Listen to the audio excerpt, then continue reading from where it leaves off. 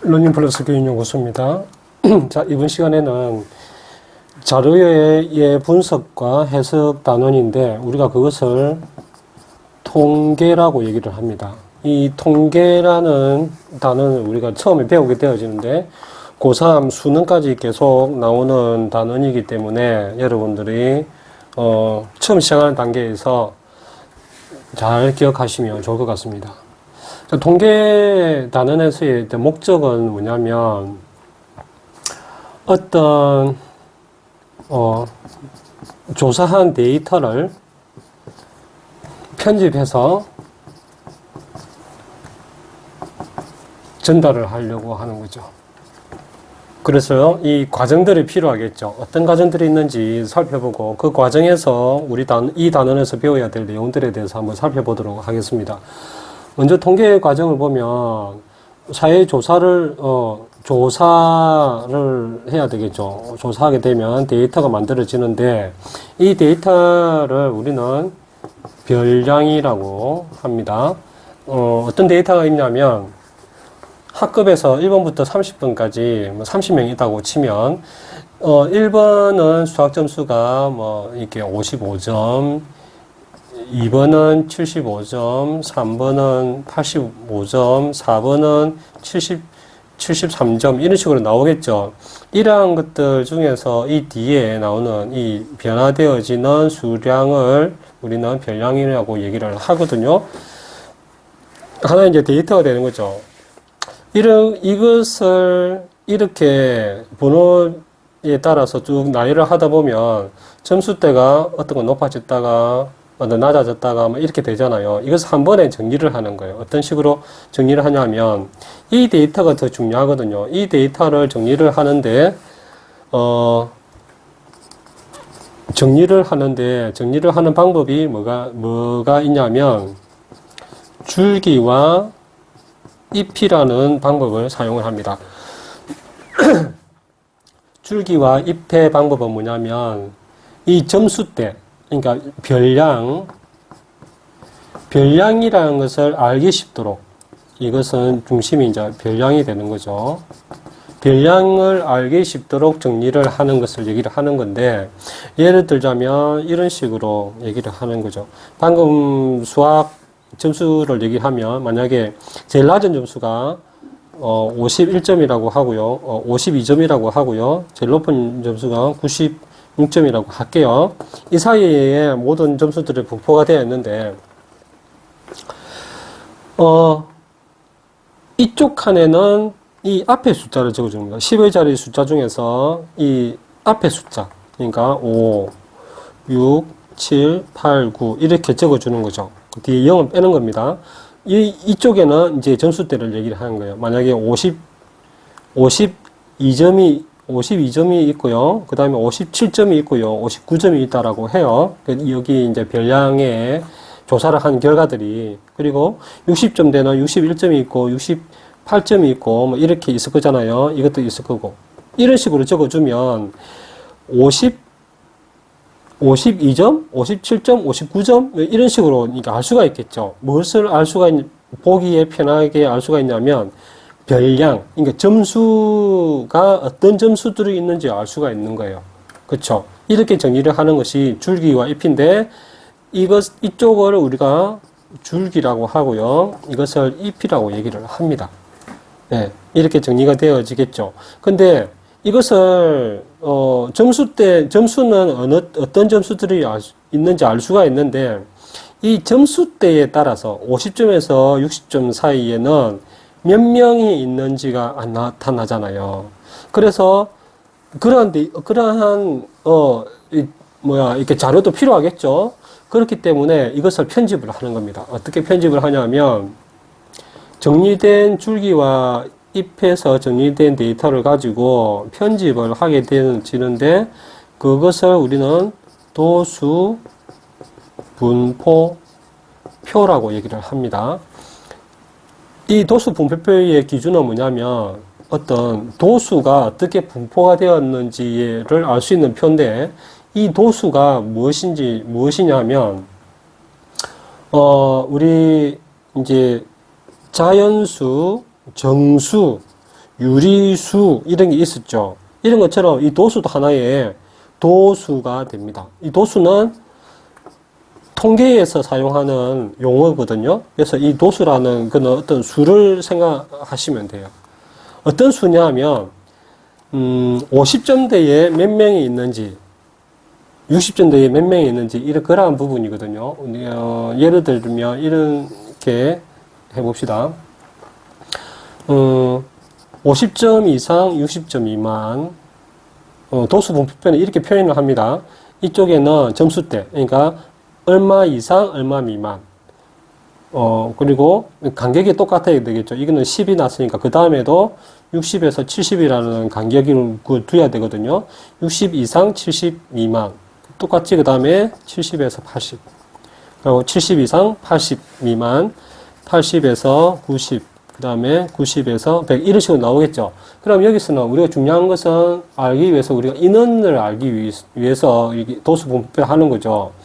여기에 인원이 만약에 뭐 3명, 여기 인원이 만약에 7명, 여기 인원이 뭐 12명, 여기 인원이 4명 이런 식으로 있다고 하면 이러한 숫자들을 우리는 도수라고 합니다. 도수. 예, 이 계급에 따라서 분포되어지는 수. 이것을 우리가 도수라고 얘기를 하고요.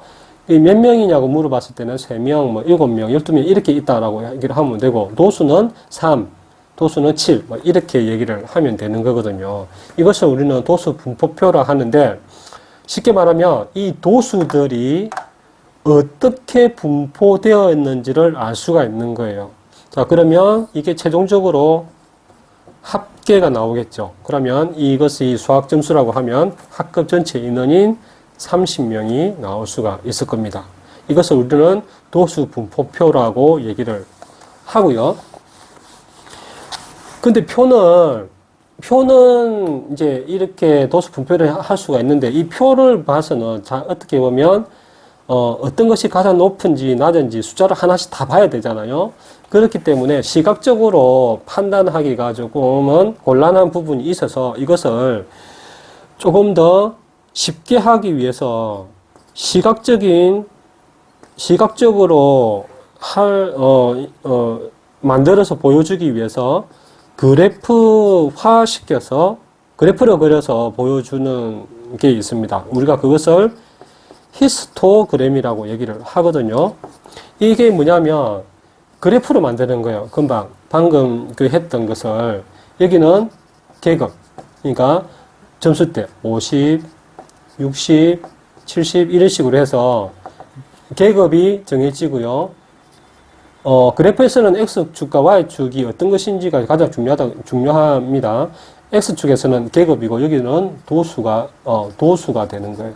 그럼 여기에 5명, 10명, 15명 이런 식으로 되겠죠. 그럼 여기서 그래프니까 어떤 그래프들이 좌표니까 어떤 그래프들이 그려지겠죠. 그러면 이런 식으로 그려진단 말이에요. 그러면 이것을 우리는 뭐라고 그러냐면 이것 자체는 다각형이 되겠죠. 이 선으로 이렇게 만들어지니까 이것을 도수 분포 다각형이라고 얘기를 해요. 이것은 이제 면적도 구하고 이런 게 있는데 이것은 다음에 기회가 되면 얘기를 하도록 하고요. 이렇게 그래프화 시켜서 하는 것을 히스토그램이라고 얘기를 합니다. 그러면 이러한 도수 분포표와 히스토그램을 가지고 이제 전달을 하게 되겠죠.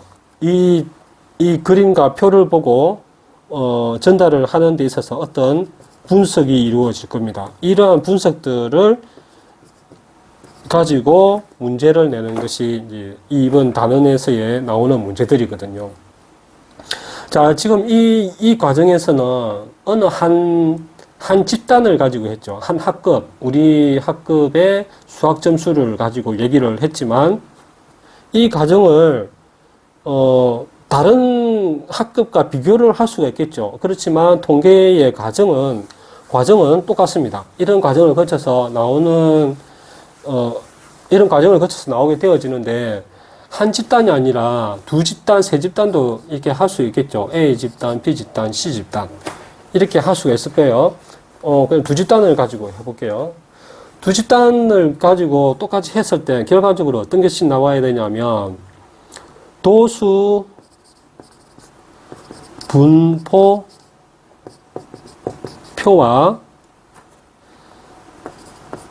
히스토그램이 나오게 되겠죠. 그러면 도수 분포표는 어떻게 식으로 나오냐면 어떤 계급이 나올 거고요. 이렇게 60, 70 이런 식으로 나올 거고 A 집단과 B 집단이 나올 수가 있겠죠. 그럼 여기에는 뭐가 어떻게 질까요? 계급에 따라서 도수들을 정해지겠죠. 3, 7, 12, 4 이런 식으로 나올 거고 B 집단에도 나올 수 있겠죠. B 집단에서도 만약에 5, 여기 11, 여기에 20, 이런 식으로 나올 수가 있을 거잖아요. 그럼 여기에 합계가 주어져서 A 집단인 학급에서는 30명이고 B 집단인 학급에서는 40명이 될 수가 있겠죠. 만약에 예를 들자면 이렇게 될 수가 있을 겁니다. 이러한 것들이 나올 수가 있고요. 또 이러한 도수 분포 말고 히스토그램들도 만들어질 수가 있겠죠. 그러면 그래프에서는 어떻게 그려질까? X와 Y를 줬을 때 여기는 50, 60, 70, 80, 90 이렇게 나올 거고 5, 10, 15 이런 식으로 나오겠죠. 그러면 집단이 두 개이기 때문에 그래프가 어떻게 될까? 두 개가 나오겠죠. 이런 식으로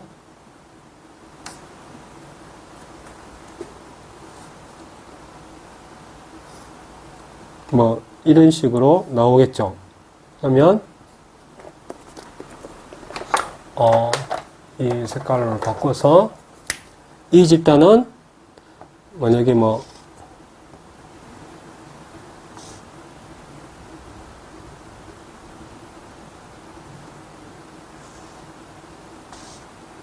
이렇게 나온다든지 이렇게 그래프가 두 개가 나옵니다. 그러면 여러분들이 해야 될 것은 뭐냐면 이 그래프와 도수 분포표를 보고 여러분들이 해석을 해야 되는 거예요. 분석을 해내야 되는 거예요. 어떤 분석을 해내야 되냐면